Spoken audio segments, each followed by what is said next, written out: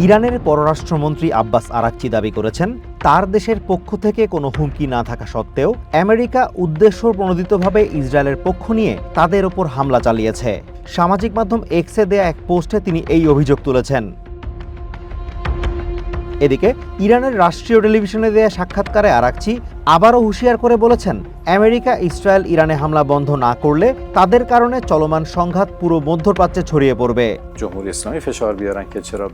আমরা যুদ্ধকে আঞ্চলিক রূপ দিতে চাই না, তবে পুরো অঞ্চল জুড়ে আমেরিকার ঘাঁটি ছড়িয়ে ছিটে থাকার কারণে এটি আঞ্চলিক হয়ে উঠতে পারে। আমরা তাদের মূল ভূখণ্ড পর্যন্ত পৌঁছাতে পারি না, কিন্তু আমরা তাদের ঘাঁটিগুলোতে পৌঁছাতে পারি। আমি মনে করি ওই ঘাঁটিগুলো বৈধ লক্ষ্যবস্তু। লাইফে কখন কি হয় গ্যারান্টি আছে? তাই ইন্স্যুরেন্স করুন সিটি ব্যাংকে, কারণ ইন্স্যুরেন্স করলে সিটিতে সুরক্ষা পাবেন নিশ্চিতে। আরাকচি স্পষ্ট করে জানান, প্রতিবেশী দেশগুলোতে যে হামলা চালানো হচ্ছে তার লক্ষ্যবস্তু আমেরিকার ঘাঁটিগুলো। তেহরান প্রতিবেশী দেশগুলোর সাথে কোনো ধরনের সংঘাতে জড়াবে না বলেও আশ্বস্ত করেন তিনি। এ সময় সংঘাতের কারণ জানতে চেয়ে ইরানের ওপর চাপ না দিয়ে আমেরিকার ওপর চাপ দিতে প্রতিবেশী দেশগুলোর প্রতি আহ্বান জানান আরাকচি।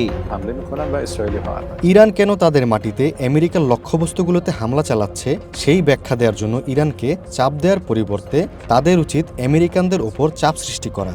ওয়াশিংটনের ব্যাখ্যা দেওয়া উচিত কেন তারা কোনো কারণ ছাড়াই এই অন্যায় ও অবৈধ যুদ্ধ শুরু করলো।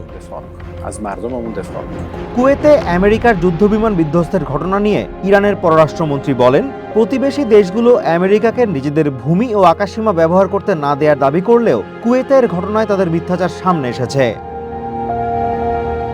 Azimur Rashid Kanak, one international desk.